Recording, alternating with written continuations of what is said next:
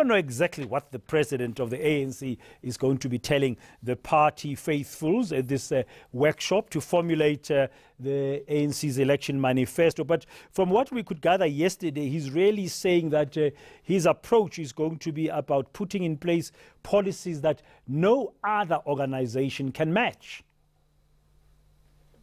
Yeah, that's right. And obviously an election manifesto that really reverberates with the majority of South Africans.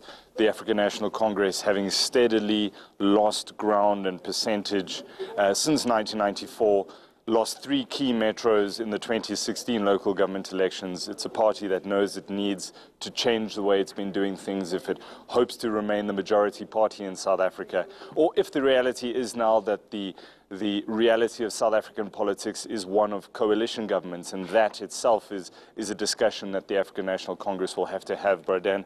The manifesto consultative workshop. At 10 o'clock, we're going to get that keynote address by ANC President Cyril Ramaphosa. And then everybody splits up into different working groups. I just want to go through those different working groups. It's economic transformation. It is land and agrarian reform. It is education and training, health and social security, crime and corruption, governance, service delivery and built environment, infrastructure investment, Africa and international multilateral cooperation, and nation building and social cohesion. We were all given, when we walked through, ANC briefing notes. This is the key ANC policies and government programs. And if you just turn to the very first page, this is the reality that the various delegates here are going to have to deal with. If you look under poverty and grants, this is a very frank and honest discussion that the delegates here are going to have in coming up with policy formations.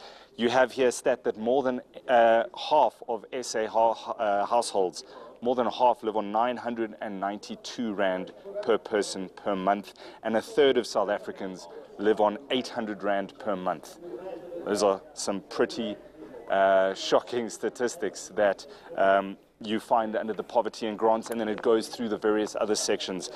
So the president will speak at 10 up until about 11, and then it's a closed session with all the working groups getting underway. Yeah, I mean, from the topics that you're reading out there, Michael, in that program that you've been handed in as you arrived in Irene, it's very clear that there are these big issues that continue to plague South Africa and challenge all of us and the governing party. I guess the real thing is going to be what new actions, what new solutions the ANC is going to have to come up with to deliver on some of those things, next year being 25th anniversary of the advent of democracy.